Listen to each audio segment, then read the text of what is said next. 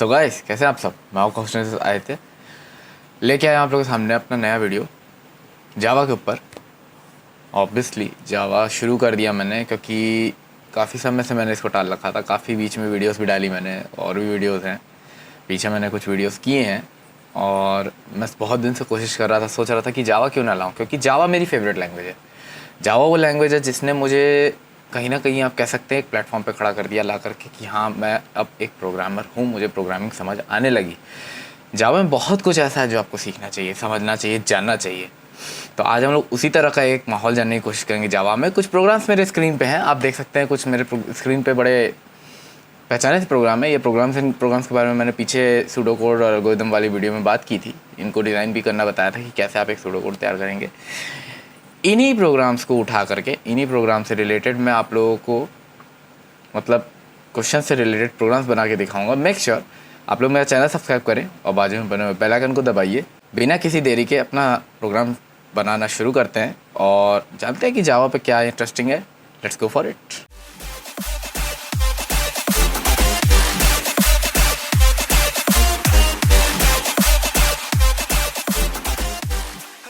जैसा कि मैं बात कर रहा था, पिछली कुछ वीडियोस वैसे बहुत लंबी हो गई थी और उसके बारे में भी थोड़ा सा मुझे एक चीज़ डिस्कस करनी थी कि अगर वीडियोस लंबी नहीं होंगी तो मैं कंटेंट कैसे दूंगा। आप मेरी बात को समझने की कोशिश कीजिएगा। वीडियो थोड़ी सी लंबी नहीं दूंगा तो कंटेंट कैसे डालूंगा। मैं 10 मिनट की वीडियो में 20 मिनट का कंटेंट नहीं डाल सकता। अगर मैं डालूंगा उतना प्रॉपर, उतना तेज़ भगा करके, तो आप लोग भी कहोगे कि आदित्य तुमने बताया क्या।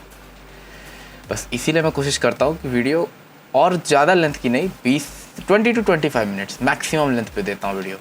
मेरी वीडियोस की लेंथ से थोड़ी दिक्कत हो तो उसके लिए मैं माफ़ी चाहूँगा, लेकिन मेरे पास कंटेंट देने के लिए कंटेनर है और कंटेनर में थोड़ा सा तो मतलब जगह मैं दूंगा ना, तो उस हिसाब से आपको भी कंटेंट मिलता रहे।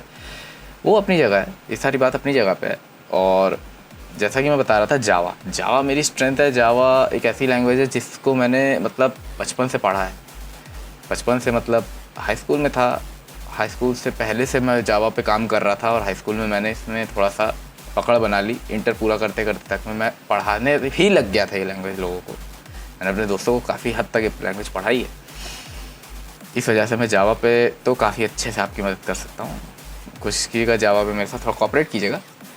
बहरहाल, हम लोगों ने पिछली वीडियो में सूडो कोड्स बनाए थे। एक बनाया था इसमें और बाकी दोनों मैंने आप लोगों को कहा था कि आप खुद से ट्राई कीजिएगा बनाने की। नहीं बनाया हो तो मैं आपको दिखा दूं कि मैंने बना लिया है। अब ये रहे इसके हमारे सूडो कोड, ये हम लोग प्रोग्राम में करने के वाले। अब ये सूडो कोड को मैं प्रोग्राम के अंदर ही अप्लाई करूँगा तो आपको ज़्यादा बेहतर मैं समझा पाऊँगा। अगर मैं यहाँ समझाऊँगा तो वीडियो मेरी डबल लेंथ की हो जाएगी और बहुत लंबा हो जाएगा वीडियो, तो अच्छा नहीं लगेगा।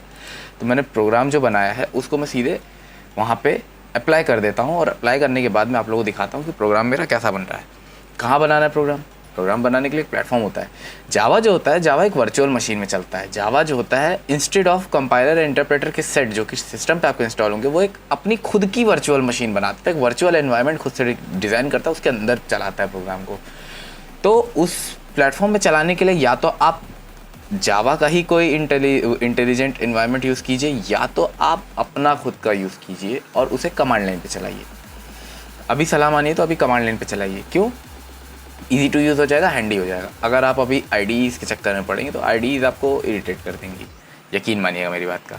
आईडीईज़ के चक्कर में अभी मत पड़ी, अभी कमांड लाइन पे हम लोग करते हैं जी। तो मेरे क्वेश्चंस कुछ सामने हैं, मैंने इनके सूडो कोड्स बना रखे हैं और इनके सूडो कोड्स में डायरेक्टली अपने प्रोग्राम जहाँ पे भी मैं लिखूँगा वहाँ पे मैं कॉपी पेस्ट करूँगा। कॉपी पेस्ट करके वहाँ पे मैं आपको बताता हूँ। पहले मैं आपको बताता हूँ कि प्रोग्रामिंग करनी कैसे है। तो मैं अपने टूल्स की तरफ आपको लेकर चलता हूँ। जो मेरा टूल है उस टूल का नाम है विजुअल स्टूडियो कोड। इसके बारे में पीछे कई वीडियोस में मैंने बात की है और मैं इसको बहुत पसंद करता हूँ। और मुझे ये इसलिए इतना पसंद है ना, क्योंकि इसका जो है सबसे बेहतरीन तो इसका इंटरफेस है। दूसरा ये है वर्सेटाइल।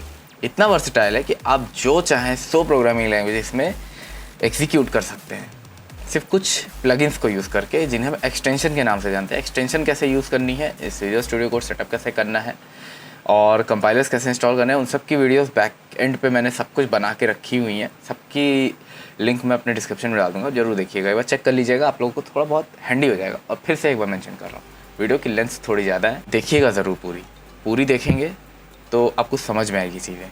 मैंने बहुत डिटेल में इन डेप्थ में बताया है और काफ़ी मतलब अपने ज़मीनी स्तर पे रह के बताया, जैसे एक नॉर्मल यूज़र को ज़रूरत पड़ सकती है उस तरह से बताया है, तो आपको देख के थोड़ा सा आप कनेक्ट कर पाएंगे कि मैंने क्या बताया। खैर, अब मैं बताता हूँ कि यहाँ कैसे काम कर जाता है। जब आप पहली बार विजुअल स्टूडियो कोड खोलेंगे तो आपका कुछ इस तरह का दिखाई देगा सेटअप। जब ऐसा दिखाई देगा तो आपको कुछ नहीं करना है, सबसे पहले भाग के आना है, ये यहाँ पे देखिए न्यू फोल्डर या open folder, sorry new file and open folder. Open folder के ऊपर क्लिक करना है। ओपन फोल्डर में क्लिक करके आप अब आपके हाथ में है, आप जिस चाहे उस फोल्डर को ओपन कर सकते हैं। यहाँ पे मेरी सलाह मानी तो एक आप सेपरेट फोल्डर बना लीजिए जहाँ पे आप अपना जावा का कोड लिख लीजिए और वहीं पे कंपाइल कराइए, वहीं पे रन कराइए, वहीं पे आपका सारा सब कुछ मौजूद रहेगा। इससे आपको फ़ायदा ये मिलेगा कि अगर आप यहाँ पर अपनी फ़ाइल रखेंगे, जहाँ पे आपने फ़ोल्डर बनाया वहाँ पे अपनी फ़ाइल रखेंगे, तो आप उस फोल्डर से डायरेक्टली फ़ाइल को उठा करके किसी दूसरे कंप्यूटर में पटकेंगे और वहाँ पे तुरंत यूज़ करेंगे। तो आपको एक एक्सटेंसिबिलिटी दे देगा, कहीं ना कहीं आपको बहुत फ्लेक्सिबल बना देगा। तो मैंने एक फ़ोल्डर बना रखा है डेस्कटॉप पे प्रोजेक्ट्स का, जिसमें मैं और भी प्रोग्रामिंग लैंग्वेज पर काम करता रहता हूँ, तो उसमें मैंने बना रखा है। मैं इसी को लेकर के सिलेक्ट फोल्डर पर क्लिक करूँगा, मेरा फोल्डर ऑटोमेटिक मेरी विंडो पे खुल जाएगा। देखिए खुल चुका है मेरी विंडो पे। विंडो पे खुलने की निशानी है कि नीचे देखिए बाहर जो है ब्लू हो जाता है हमारा, पहले पर्पल था ब्लू हो गया। अब जैसे कि वहाँ पे होता ये है कि वो कुछ बना लेता अपने अंदर फाइल्स को, तो उसकी वजह से वो बार बार उन्हीं फाइल्स को दोबारा ऑक्यूपाई कर लेता है, कुछ उसमें अपने लिंक कर लेता है। खैर, मुझे इन सब फाइल्स की ज़रूरत तो भी फ़िलहाल आपको बताने के लिए नहीं है, लेकिन जो पढ़नी है उसको मैं नहीं छेड़ूंगा। हमें जिससे मतलब है वो है हमारा ये न्यू फाइल। कोई भी फोल्डर खुलेगा, अब वो खाली हो चाहे कुछ भी हो, उसमें वो फाइल्स वहाँ पे शो हो जाएंगी, उनसे आपको मतलब नहीं होना चाहिए, आपको उससे मतलब होना चाहिए जो आपको बनाना है। तो हम यहाँ पे देखेंगे, यहाँ पे 4 मेरे पास आइकन्स हैं। इन 4 आइकन्स में से मेरे पास है न्यू फाइल, न्यू फोल्डर, यहाँ पे रिफ्रेश एक्सप्लोरर और कोलैप्स। हमको रिफ्रेश और कोलैप्स से मतलब नहीं है, हमारे पास 2 ही चीज़ें हैं, न्यू फोल्डर और न्यू फाइल। मुझे न्यू फाइल बनानी है तो मैं एक न्यू फाइल बनाता हूँ, और न्यू फाइल के तौर पे मैं यहाँ पे इस फाइल का नाम रख देता हूँ addition.java। addition.java। we are programming in Java and the main thing which is to be kept in the mind is कि आपका एक्सटेंशन जो होना चाहिए वो होना चाहिए जावा। फाइल का एक्सटेंशन जावा में ही रखिएगा, उसका एक्सटेंशन चेंज करेंगे तो आपका फाइल कंपाइल नहीं होगी। ठीक है, तो let's get started. Enter click करेंगे और मेरी फाइल्स बगल में खुल जाएगी। अब जैसे आप विजुअल स्टूडियो कोड यूज़ कर रहे हैं, तो विजुअल स्टूडियो कोड में मैंने कई सारे अच्छे एक्सटेंशंस बताए थे, तो ये एक्सटेंशन जो होते हैं ना आपको बहुत मदद करते हैं इन चीज़ों को करने में। अब मैं ये करता हूँ कि जैसे मैंने एक एडिशन बनाया, तो उसके अलावा मेरे पास 2 और प्रोग्राम है जो मैं बनाना चाहता था। 2 और प्रोग्राम थे जो कि मैंने दिए थे वहाँ पे। दूसरा जो प्रोग्राम है उसके बारे में बात करते हैं थोड़ा सा। जो मेरा दूसरा प्रोग्राम होगा वो यहाँ पे बनेगा, उसका नाम मैं रख देता हूँ payroll.java। अगेन जावा एक्सटेंशन लिखना ज़रूरी है, अपने आप डिटेक्ट नहीं करेगा, आपको लिखना पड़ेगा payroll.java। और तीसरा जो प्रोग्राम था वो था मेरा result.java। नाउ मैं एक काम करता हूँ, मैं जो काम करूँगा उसके लिए सबसे पहला काम मैं करता हूँ ना, जो मेरा स्टाइल है मैं आपको बताता हूँ। मेरा स्टाइल ये है कि अगर मैंने अपना सूडो कोड डिजिटल वे में लिखा है तो मैं उस सूडो कोड को ला करके अपने प्रोग्राम में रख लेता हूँ। इससे मुझे बार बार बैक एंड फोर्थ घूमने की जरूरत नहीं पड़ती है, मेरा काम ऑटोमेटिक बहुत आसान हो जाता है, ऑटोमेट हो जाता है। तो मैं आपको सलाह दूंगा, अगर आपने अपना सूडो कोड मेरी तरह ऐसे नोटपैड पे या डिजिटली बना रखा है, या आपको किसी ने मेल कर रखा है, किसी से आपने दोस्त से ले रखा है, तो आप उसे बस कॉपी कीजिए, वहाँ पेस्ट कीजिए और आपका काम हो जाएगा। एक काम करता हूँ, मैं जल्दी से इन सारे कोड्स को वहाँ पे कॉपी करता हूँ और कॉपी करने के बाद आपको सीधे प्रोग्रामिंग मिलता हूँ। 2000 years later। ये मैंने कर लिया और देखिए मैं दिखाता हूँ आपको। मैंने तीनों फाइल खोल रखी है मेरी स्क्रीन में, इसीलिए मैंने जूम कर ली कि आपको दिखता रहे कि मैंने लिखा क्या है। तो मैंने तीनों फाइल, जो मुझे तीनों क्वेश्चन दिए गए थे, उन क्वेश्चंस को आप अगर चाहेंगे तो वीडियो की शुरुआत में पॉज करके देख ज़रूर लीजिएगा मैंने किन किन क्वेश्चंस को अटैम्प्ट किया है। मैंने क्वेश्चन यहाँ नहीं कॉपी पेस्ट किया, हालांकि कर सकता था और करना भी चाहिए था, लेकिन मैंने नहीं किया जानबूझ के, क्योंकि पेज में जगह ऑक्यूपाई नहीं कर सकते ना ज़बरदस्ती, इसलिए। बहरहाल आगे बढ़ते हैं। देखिए, आपको जब जावा का प्रोग्राम शुरू करना होता है, सबसे पहली चीज़ जो आपको करनी होती है, फर्स्ट एंड फॉरमोस्ट आपको ये ध्यान में रखना है कि आपका जो है जावा नॉर्मली किसी प्रोग्रामिंग लैंग्वेज की तरह आपको बस मेन लिख के शुरू नहीं कर देना होता है। सबसे पहली चीज़ जो आपको ध्यान में रखनी होती है वो ये होती है कि आपको अगर इनपुट और आउटपुट पे काम करना है तो आपको ये ध्यान में रखना है कि आप इनपुट और आउटपुट करेंगे किस मीडियम से।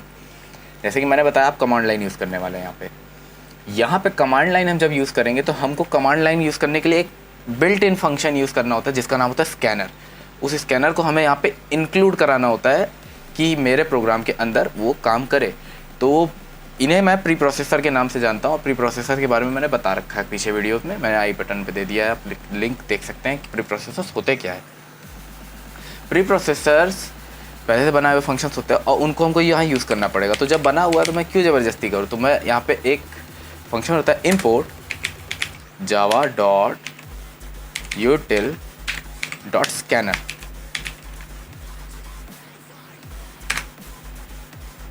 import java dot util dot scanner. Scanner एक ऐसा हमारा फंक्शन है जो कि यूज़ होगा। अब यहाँ पे जो एरर दिखा रहा है इसके बारे में ज़बरदस्ती आप परेशान मत होइएगा। इसके कहने का मतलब है कि आपने स्कैनर लिया तो आप इसे यूज़ नहीं किया है, क्योंकि इसकी नज़र में एक ग्लिच है कि आपने लिया क्यों आखिर। लेकिन मेरा मानना है कि कोई बात नहीं, उसको आप इग्नोर कर सकते हैं, इग्नोरेबल है वो। देखिए ऑरेंज में लिखा है, ऑरेंज में लिखा हुआ एरर इग्नोरेबल होता है, याद रखिएगा। अब जब मैं हेडर फाइल इंक्लूड करूँगा तो हेडर फाइल इंक्लूड करने के बाद मुझे अपना प्रोग्राम स्टार्ट करना है। प्रोग्राम स्टार्ट करने के लिए आपको प्रोग्राम की क्लास बनानी है। क्लास के बारे में अगर मैं डिफ़ाइन करूँ तो क्लास जो होती है ना, क्लास एक तरह से आप कह सकते हैं एक पहचान होती है मेरी प्रोग्राम की। क्लास ये डिफ़ाइन करता है कि मेरा प्रोग्राम है कौन है वो। जैसे हमारी पहचान हमारी पर्सनैलिटी होती है, वैसे ही ये एक तरह से प्रोग्राम की पर्सनैलिटी है कि प्रोग्राम आखिर है कौन। तो अभी मेरे को पता है मेरा फाइल जो प्रोग्राम है उसका नाम और क्लास का नाम सेम होना चाहिए। ऐसा करने पर मेरा जो है काम शुरू कर देगा मेरा चीज़। और याद रखिएगा अब इसके बाद हमें एक बॉडी बनानी पड़ेगी इसकी। मैं चाहता हूँ कि मेरे जो कमेंट्स हैं वो बॉडी के अंदर रहें, तो मैं इसको ज़रा सा बॉडी के अंदर डाल देता हूँ। लीजिए मेरे कमेंट्स बॉडी के अंदर है। तो अभी तक हमने क्या किया, सबसे पहले हेडर फाइल डाली, इसका क्लास बनाई। अब इस क्लास के अंदर याद रखिएगा, पहले तो मैं इसको इंडेंट करता हूँ फिर आपको बताता हूँ कि क्लास के अंदर क्या जादू टोना करना है। क्लास के अंदर बहुत प्यारा सा जादू टोना करना है। मेन मेथड बनाना है सर, बिना मेन मेथड के काम नहीं चलेगा कोई भी प्रोग्राम में। मेन लिखिए, मेरे ख्याल से इसको मेन मेथड आइडेंटिफाई कर लेना चाहिए था। ओप्स, लग रहा है फिर से वही प्रॉब्लम, कोई बात नहीं। PSVM, इसे याद रखिएगा। जो लोग प्रोग्रामिंग करते हैं कॉपी और पेन पे वो लोग PSVM लिखते हैं। PSVM का फुल फॉर्म याद रखिएगा, public static void main. Public static void और फिर मेन। और मेन हमारा एक फंक्शन है तो कर्ली ब्रेसेस ओपन क्लोज, और उसके अंदर लिखना है हमको string string args block bracket open close. क्या कर रहा हूँ, कैसे कर रहा हूँ ये मत याद रखिएगा, इसलिए कह रहा हूँ, मतलब ये पूछिएगा मत, इसकी एक वजह है। पूछने ना पूछने के लिए इसलिए कह रहा हूँ क्योंकि इस वक्त यहाँ पे समझाऊँगा अगर तो टाइम से समझाने में निकल जाएगा। क्या हो रहा है, क्यों हो रहा है, ये समझाने का समय नहीं है। यहाँ पहले जो हो रहा है उस पर ध्यान दीजिएगा, आगे चल के इनके एक्सप्लेनेशन डिटेल में करेंगे। तो फॉर्मेट देख सकते हैं, ये हमारा एक बेसिक जावा फॉर्मेट है। ध्यान दीजिएगा, ये एक बेसिक जावा फॉर्मेट है। बीच में कमेंट्स को अगर आप इग्नोर कर दें तो ये एक बेसिक जावा फॉर्मेट है। इस जावा फॉर्मेट को हमेशा याद रखना है आपको। जहाँ भी प्रोग्राम बनाएंगे वहाँ पे आपका जावा का फॉर्मेट जो होगा यही होगा, हमेशा यही फॉर्मेट यूज़ होगा। अभी आगे दोनों प्रोग्राम में भी मैं जब फॉर्मेट लिखूँगा आप ध्यान देंगे तो मेरा शुरुआत में स्कैनर होगा, क्लास जो भी मेरे फाइल का नाम होगा वही मेरे क्लास का नाम भी होगा, याद रखिएगा, सेम टू सेम। तो मैं वही रखूँगा। उसके बाद अंदर एक मेन मेथड बनाऊंगा, मेन मेथड के अंदर मैं पूरा काम करूँगा। मेन मेथड के अंदर मुझे काम करना है। अब मेन मेथड के अंदर मैंने 4 लाइन लिखी है, उन्हीं 4 लाइन को मैं इंप्लीमेंट करूँगा मेन मेथड के अंदर। सबसे पहली लाइन जो लिखी है वो लिखी है declare ABC as integer. Data type के बारे में मैंने पीछे वीडियोस में बात की है। डेटा टाइप क्या होता है? डेटा टाइप एक्चुअली में हमारे प्रोग्राम में ये डिफाइन कर देते हैं कि मेरा जो वेरिएबल होगा वो किस टाइप की वैल्यू को स्टोर करेगा। तो यहाँ पे इंटीजर बोला है, इंटीजर यानी कि मेरी वैल्यू न्यूमेरिक होने वाली है। इंटीजर A, B, C, जैसा कि मेरे सूडो कोड ने बोल दिया है कि मेरे प्रोग्राम में A, B और C होना चाहिए। फिर से वही ऑरेंज एरर, मत परेशान होइएगा उसको लेकर के। मतलब वो इग्नोरेबल है, वो सिर्फ बता रहा है कि आपने यूज़ नहीं किया है। system.out.println ये एक ऐसा सिंटैक्स है जो लोगों को थोड़ा सा गुस्सा दिलाता है, लेकिन प्लीज़ इससे गुस्सा मत होइएगा, लंबा है लेकिन बहुत काम की चीज़ है। ये आखिर है क्या? system.out एक फंक्शन है जो कि ये बताता है कि मेरे सिस्टम पे एक आउटपुट जाने वाला है। तो system.out को आप ऐसे याद रखिएगा, और सिस्टम पे आउटपुट फंक्शन क्या होने वाला मेरा? println। मुझे प्रिंट करना है, और मैं प्रिंट क्या करूँगा? प्रिंट करूँगा एक स्ट्रिंग वैल्यू। स्ट्रिंग क्या होते हैं? स्ट्रिंग यानी कि ग्रुप ऑफ कैरेक्टर, यानी किसी भी सेंटेंस को आप स्ट्रिंग बोलेंगे। कोई भी सेंटेंस एक स्ट्रिंग होता है। तो अब जब मैं कोई भी सेंटेंस प्रिंट करूँगा उसे मैं स्ट्रिंग मानूंगा। तो याद रखिएगा, किसी भी प्रोग्रामिंग लैंग्वेज में स्ट्रिंग को हमेशा डबल कोट्स में रखा जाता है।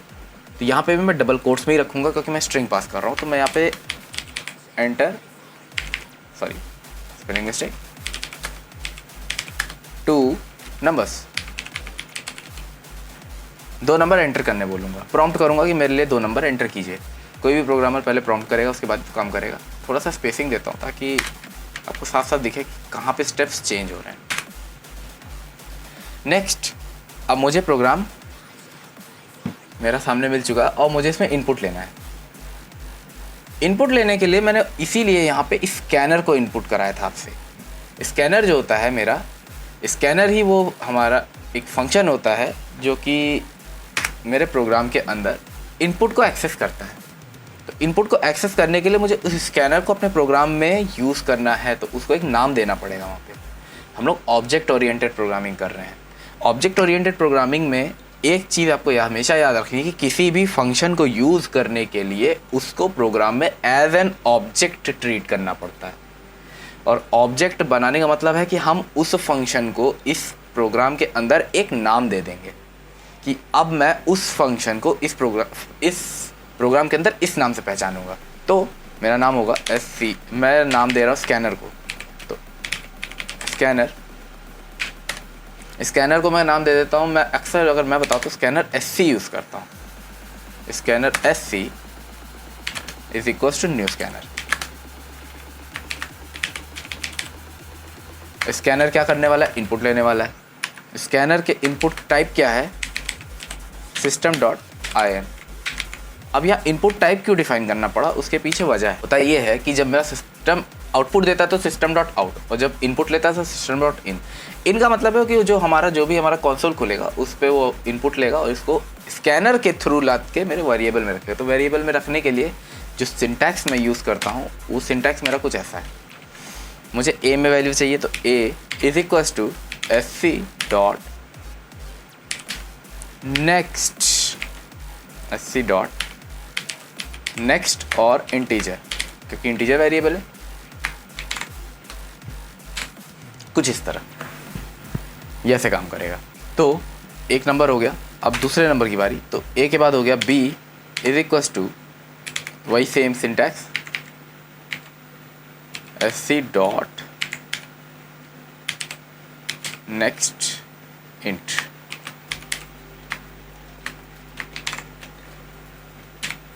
ये इंटीजर वैल्यू को अपने अंदर इनपुट कराएगा। ओके,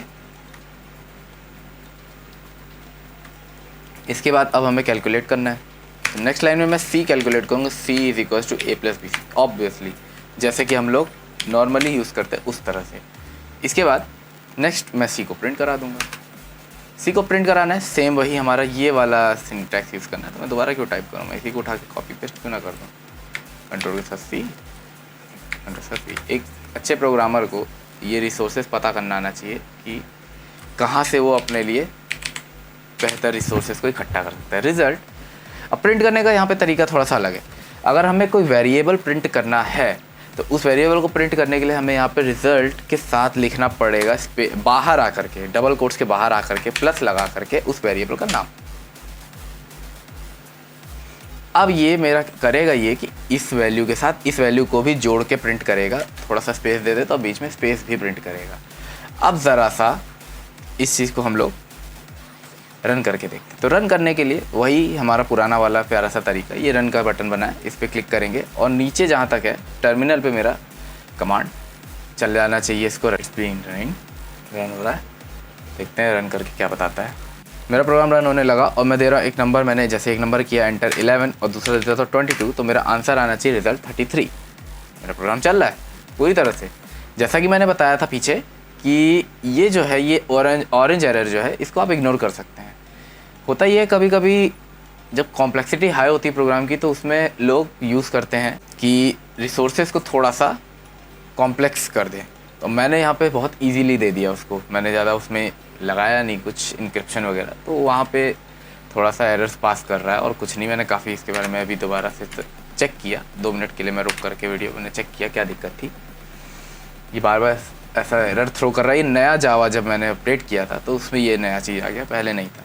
खैर कोई बात नहीं, हम लोग जब से शुरू किए तो हम लोग को कोई दिक्कत नहीं थी इसमें। पहला प्रोग्राम मैंने बना लिया। इसी तरह से मैं 2 बाकी के प्रोग्राम भी लिख देता हूँ और लिख करके आपको रन करके दिखाता हूँ। गाइस जैसा कि मैं बोला था कि मैं सारे प्रोग्राम्स बना लेता हूँ, उसके बाद मैं वापस आता हूँ। एक बार मैं गो थ्रू कर देता हूँ कि मैंने प्रोग्राम्स में किया क्या, क्योंकि मैंने इस प्रोग्राम में तो आपको बताया था पहले बारे में कि मैंने क्या किया था। चलिए, तो सेकंड जो कि मैंने बताया था, सेकंड वाला जो है मेरा थोड़ा इधर मिसप्लेस हो गया, थोड़ा सा उसको आगे रख देते हैं इन दोनों के बीच में। हाँ, सेकंड प्रोग्राम में मुझे करना ये था कि स्टूडेंट के 5 मार्क्स ले करके और उसका नाम ले करके एक अप्रोप्रिएट मैसेज प्रिंट करना था। तो सबसे पहले तो मुझे एक नाम लेना था। तो नाम लेने के लिए मुझे जो वेरिएबल चाहिए होता है वो होता है स्ट्रिंग टाइप का, तो स्ट्रिंग नेम, जिसमें मैं नाम लेके आऊँगा, सिंपली स्ट्रिंग नेम लिखूंगा, हो जाएगा। कुछ लैंग्वेजेस में स्ट्रिंग नहीं यूज़ होता है, इसमें स्ट्रिंग यूज़ कर सकते हैं, तो इसमें एडवांटेज है स्ट्रिंग नेम। उसके बाद 5 सब्जेक्ट के मार्क्स, मैं डबल भी ले सकता था, मैंने इंट ले लिया। हालांकि मैं डबल लेने वाला था लेकिन मैंने बाद में प्लान चेंज कर दिया, मैंने इंट कर दिया। तो मैं ज़्यादा कमेंट भी चेंज कर दूँ ताकि लोगों को गलत ना लगे।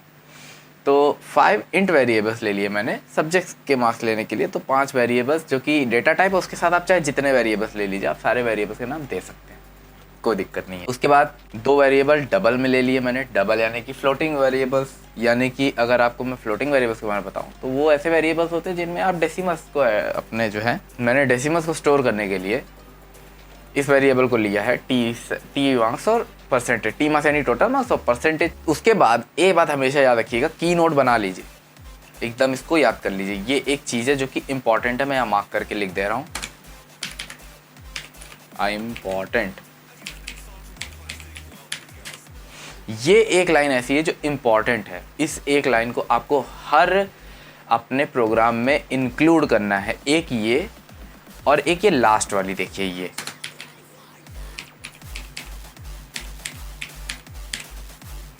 2 लाइन आपको अपने प्रोग्राम में मस्ट टू इंक्लूड है। ये दोनों लाइन आपको बिना बोले इंक्लूड कर देनी है। आपको ये लाइन इसलिए चाहिए क्योंकि आप स्कैनर फंक्शन को अपने प्रोग्राम में यूज़ करने जा रहे हैं। ये एक ऐसा फंक्शन है जहाँ पे आप उसको बताएंगे कि हाँ तुम्हें इनपुट लेना है यूज़र से, तो यहाँ पे आप उसे स्टार्ट करने बोलेंगे और यहाँ पे आप उसे एंड करने बोलेंगे कि हाँ यहाँ मेरा काम हो गया, अब तुम बंद हो जाओ। याद रखिएगा इस चीज़ को। बंद नहीं करेंगे तो भी एरर पास करते रहेगा। वही ऑरेंज लाइन जो कि देख रहे थे आप, पीछे दिखा रहा था, वो हमेशा पके पास करता रहेगा। तो इस चीज़ को याद रखिएगा। स्कैनर अगर आप यूज़ करें, मतलब इनपुट आउटपुट का सिस्टम आप यूज़ कर रहे हैं अपने जावा प्रोग्राम में, तो ये एक लाइन है जो कि हूबहू सेम टू सेम रहेगी अगर आप मेरे अप्रोच से लेके चल रहे हैं तो। अब ये SC नाम आप चाहे जो रख दीजिए, कोई फ़र्क नहीं पड़ता, आप कोई भी नाम दे सकते हैं। मैंने SC लिया, आप OB ले सकते हैं, OB ऑब्जेक्ट के तौर पे, या आप अपना नाम डाल दीजिए, कोई फ़र्क नहीं पड़ता, काम वैसे ही करेगा। इसके बाद नीचे आते हैं तो मैं सबसे पहले तो नाम लूँगा।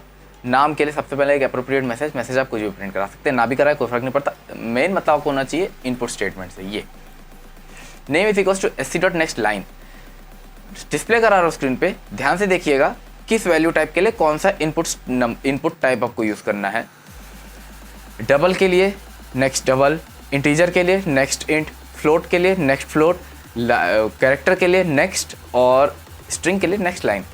बहुत आसान है, देखने में बहुत आसान है और यूज़ करने में उससे भी आसान है। कुछ नहीं करना है, ये एक एक्सेस स्पेसिफायर है, ये आपको बताएगा कि आपको किस टाइप की वैल्यू इनपुट लेनी है। अगर आपने गलत डाली तो ये तुरंत वहाँ एरर पास करेगा, आप ही के लिए अच्छा है। इसके बाद नेक्स्ट एंटर योर मार्क्स। मुझे मार्क्स एंटर कराने थे, मैंने 5 मार्क्स एंटर कराए। देखिए नेक्स्ट इंट करके 5 मार्क्स एंटर करा लिए। उसके बाद तो टी मार्क्स में 5 को प्लस करके लिख दिया डायरेक्टली। आप एक, मैंने बताया था मैथमेटिकल इंडक्शन, बहुत बार मैं जिक्र किया हूँ, हर बार बोलूँगा कि मैथमेटिकल इंडक्शन और अलजेब्रा सिर्फ यही दो चीज़ों का कॉन्सेप्ट आपको यूज़ करना है। आप जो वेरिएबल नाम लेंगे उसी वेरिएबल को यूज़ करेंगे, कोई अलग चीज़ नहीं है। परसेंटेज कैलकुलेट करने का फॉर्मूला सबको पता है, टोटल मार्क्स वो obtained marks upon total marks into 100, वही फॉर्मूला यूज़ किया है। Total obtained marks upon total marks into 100, 5 subject यानी 500 इंटू 100 कर दिया। उसके बाद मैंने नेम को अपर केस में कर दिया, वो थोड़ा देखने में अच्छा लगता है। ये एक स्ट्रिंग फंक्शन है, इसके बारे में हम लोग आगे चल के पढ़ेंगे। पूरा एक मैं वीडियो डेडिकेटेड बनाऊंगा स्ट्रिंग फंक्शंस के ऊपर, जहाँ पे हम लोग स्ट्रिंग मैनिपुलेशन के लिए अलग अलग फंक्शंस का यूज़ करेंगे। मैथ के फंक्शन और स्ट्रिंग के फंक्शन, बहुत अच्छे अच्छे फंक्शन हमारे जावा में मौजूद हैं, इनको ज़रूर ध्यान से देखिएगा। आगे मैं वीडियो जरूर ड्रॉप करूँगा, हो सकेगा तो अगली वीडियो में उसी की ड्रॉप कर दूँगा। अभी हम लोग जो है बेसिक इनपुट आउटपुट के बारे में बात कर रहे थे, तो मैंने बेसिक इनपुट आउटपुट के बारे में बता दिया कि आउटपुट यानी कि कोई मैसेज प्रिंट करना हो तो सिस्टम और प्रिंटलन आपका एक फंक्शन यूज़ होता है। इनपुट लेना हो तो स्कैनर डिक्लेयर करके आपको ये इनपुट वाला फंक्शन लिखना होता है। दो चीज़ें आपको हमेशा याद रखनी है, हर प्रोग्राम में हम यही यूज़ करने वाले हैं। एकदम ईजी है, एकदम सिंपल है, कुछ भी एक्स्ट्रा लोड नहीं है, ध्यान रखिएगा। उसके बाद आउटपुट के आप कुछ भी कर सकते हैं, मैंने आउटपुट फॉर्मेट किया है, बस एक छोटा सा आउटपुट है जो कि मैंने फॉर्मेट कर दिया है। नेम, हाँ याद रखिएगा, वेरिएबल को प्रिंट करने के लिए डबल कोट्स नहीं लगते हैं और स्ट्रिंग को प्रिंट करने के लिए डबल कोट्स लगते हैं, याद रखिएगा हमेशा। वेरिएबल की वैल्यूज़ अगर आप बिना कोट्स के लिखोगे तो वहाँ वेरिएबल की वैल्यू प्रिंट होगी, और अगर आप डबल कोट्स लगा दोगे तो वेरिएबल का नाम प्रिंट होगा। नाम थोड़ा ना प्रिंट करना है, वैल्यू प्रिंट करनी है, तो आप डबल कोट्स मत लगाइएगा। प्लस जो बीच में लगा ये कहता है कि मेरी वैल्यूज़ अलग नहीं है, एक ही में की हैं, तो वो एक ही में जोड़ के उसको प्रिंट करेगा। और फिर क्लोज, मेरा क्लोज दिया है। वैसे ही अगला प्रोग्राम सेम टू सेम, कुछ एक्स्ट्रा बताना नहीं है इसमें, वैसा का वैसा सेम टू सेम है, बिल्कुल जैसे वहाँ बनाया वैसे यहाँ बनाया। डबल यानी कि हमारे डेसिमल वैल्यू होल्ड करने वाले 4 या 5 वेरिएबल्स हैं।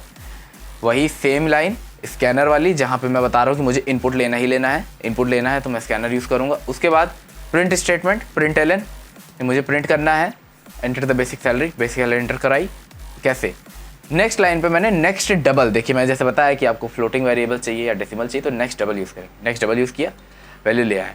उसके बाद बेसिक कैलकुलेशंस, HRA के लिए फार्मूला, सबके परसेंटेज निकालना है। परसेंटेज का फार्मूला आपको पता है, हमारी given value into percentage number upon 100 हमारा होता है वैल्यू, वही करना है हमको सीधे सीधे, वही हम लोग कर रहे हैं। यहाँ पे देख लीजिए, बस सारे के सारे वैल्यूज़ वैसे ही मैं प्रिंट अपने जो है कैलकुलेट करा करके मैंने सब फार्मूलाज लिखे हैं। और नीचे मेरा total salary is equal to basic salary plus HRA plus DA minus provident fund, वही फार्मूला है, और नीचे मैंने उसे प्रिंट कर दिया। अगर आप मेरा प्रोग्राम ध्यान से देख रहे हैं तो ये बात देखिएगा, जो मैंने नीचे लाइन में किया ऊपर मैंने कमेंट में लिखा है, तो आप कमेंट पढ़ेंगे तो नीचे लाइन का एक्शन आपको पता चल जाएगा मैं क्या कर रहा हूँ, तो उसमें आप बिल्कुल कंफ्यूज नहीं होने वाले हैं, मुझे पता है, इसीलिए मैंने इसको ऐसे फॉर्मेट किया। और ये मेरा तरीका है, अगर आपको मेरा तरीका अच्छा लगता है तो नीचे कमेंट में ज़रूर बताइएगा। मेरा तरीका है मुझे बहुत अच्छा लगता है, क्यों? क्योंकि इससे मैं कंफ्यूज नहीं हो पाता कभी कि मुझे करना क्या अगली लाइन में। इससे सोचना नहीं पड़ता, 1 सेकंड को सोचने का टाइम नहीं वेस्ट होता है कि करना क्या है। आपके सामने लिखा है, आपको ये करना है, आप बैंग ऑन, फटाफट कीबोर्ड चलेगा, आपका काम हो जाएगा सीधे सीधे। फिर टोटल सैलरी प्रिंट कर दी मैंने, एंड दैट्स ऑल, मेरा प्रोग्राम हो गया कंप्लीट। मैं एक प्रोग्राम रन करके दिखा चुका पीछे, अब मैं इन दोनों को भी रन करके दिखाता हूँ। जैसा कि मैंने बताया, बनाया तो बहुत आसानी से, प्रिंट भी कर देता हूँ, रन करता हूँ। देखिए जावा के टाइम पे आपके साथ ये सबसे अच्छी खासियत वाली बात है कि आपका जो प्रोग्राम होगा, जहाँ भी आपने लिखा है वहाँ पे आप रन लिखेंगे, रन है तो ये डीबगर ऑन हो जाएगा। जावा आपको एक डीबगर देता है। डीबगर क्या होता है कि अगर आपने कोई बग्स, आपके प्रोग्राम में कोई भी बग्स है या कोई प्रॉब्लम है तो आप कर सकते हैं उस चीज़ को ठीक। लेकिन मैं डीबगर हटा देता हूँ क्योंकि इतना बड़ा प्रोग्राम नहीं है। उसने बीच में जो पॉपअप दिया उसका मतलब ये था कि आपने कुछ भी किया नहीं, उसके बाद भी आपने बंद कर दिया, वो तो खैर अपनी जगह पे है। बंद करता हूँ मैं और रन करता हूँ प्रोग्राम को। रन हमेशा वाला बटन ही मेरा, ये रन का बटन क्लिक करूँगा, देखिए नीचे मेरा काम शुरू हो गया, नीचे मेरा प्रोसेसिंग शुरू हो गया। और मेरे ख्याल से देखिए मेरा नाम पूछ लिया यहाँ पे इसने, मेरा नाम सब जानते हैं, आदित्य। इसके बाद मैं अपने मार्क्स डालता हूँ, बड़ा चढ़ा के नहीं बोलूँगा, आदित्य यू हैव स्कोर्ड इतना score and your percentage is इतना। देख सकते हैं कितना खूबसूरती से इसने फॉर्मेट किया है। और यही खूबसूरती है जावा की कि आप बड़े ही आराम से इसमें प्रोग्रामिंग कर सकते हो। आपको प्रोग्रामिंग करते वक्त 1 सेकंड को सोचना नहीं पड़ता है कि आप करने क्या वाले हैं। क्यों? क्योंकि इसके सिंटैक्स बहुत आसान होते हैं, बहुत ही ज़्यादा आसान होते हैं, बहुत ही हैंडी होते हैं यूज़ करने को। इसे ज़रूर से ज़रूर यूज़ आप, मैं चाहूँगा आप ज़रूर से ज़रूर सीखिए इस चीज़ को। वैसे ही पेरोल सिस्टम, जो कि मैं कह रहा था कि एक मैं जैसे ही यहाँ पे सैलरी इनपुट करूँगा तो मेरा जो है टोटल सैलरी आउटपुट में दे देना चाहिए। एक फेलियर अटैम्प्ट हो चुका है मेरा। आपने अगर मेरी पिछली वीडियो देखी होगी सी लैंग्वेज में, तो यही एक प्रोग्राम ऐसा था वहाँ पे जो नहीं रन कर पाया था। उसकी वजह थी कि मेरा सिस्टम अपडेट होने लगा था, जिस वजह से आज आप देखेंगे नीचे तो देखिए मैंने नेट ही कनेक्ट नहीं किया है। फिर भी देखिए मैं बेसिक सैलरी एंटर करता हूँ, इंटीजर वैल्यू लिए मैंने वहाँ पे डबल लिया, तो डबल की लिमिट बहुत बड़ी होती है, लेकिन मैं यहाँ पे एक काम करता हूँ, मैं ऐसी वैल्यू लेता हूँ जो कि बड़े आराम से कैलकुलेट हो सकती है। ये देखिए यहाँ पे मेरा आउटपुट आ गया है, मेरा प्रोग्राम चल गया। इसी के साथ मैं अपना प्रोग्राम चला चुका हूँ, मैंने रन कर दिया। बड़ा अच्छा लगा मुझे अपना प्रोग्राम दोबारा से फटाक से रन करते हुए। अच्छा लगा कि मेरा प्रोग्राम बिना किसी बग्स के इस बार रन हो गया, पिछली बार बहुत बग्स आए थे। तो इसी के साथ मैं अपना रैप अप करता हूँ वीडियो। और जैसा कि आप देख सकते हैं कि बहुत ही अच्छा लगता है यार जब इस तरह से प्रोग्राम बनता है, थोड़ा सा सुंदर लगता है, फॉर्मेटिंग अच्छी होती है। मैं फॉर्मेटिंग के साथ ही प्रोग्राम आपसे बनाया करूँगा। अब जैसे कि मैं अगला वीडियो बता चुका हूँ, हो सकता है मेरा अगला वीडियो जो है स्ट्रिंग मैनिपुलेशन, मैथ क्लासेस और ऑपरेटर्स के ऊपर हो। बड़े बड़े नाम लग रहे सुनने में, लेकिन वीडियो के अंदर बहुत छोटे से हो जाएंगे, देखिएगा आपको समझ में आएगा। अभी तो मैंने आपको दिखाया कि बेसिक फंक्शंस आप कैसे कर सकते हैं प्रोग्रामिंग में, और कुछ एक्स्ट्रा नहीं। अगर आपको प्रोग्रामिंग ज़्यादा सा भी आइडिया है तो आप देख के समझ गए होंगे आप क्या करने वाले हैं यहाँ पे। मेक श्योर आप मेरा चैनल सब्सक्राइब करें, बाजू में बने हुए बेल आइकन को दबाइए ताकि जावा की इस तरह की वीडियोस आपके सामने ड्रॉप होती रहे। मेरा नाम है आदित्य कुमार शर्मा, आप देख रहे हैं मिस्टर प्रोग्रामर शर्मा जी, जहाँ पे हम लोग इस तरह से प्रोग्रामिंग की बात करते रहेंगे। मिलता हूँ आपसे अगले वीडियो में, तब तक के लिए नमस्कार। और हाँ, चैनल सब्सक्राइब करना मत भूलिएगा।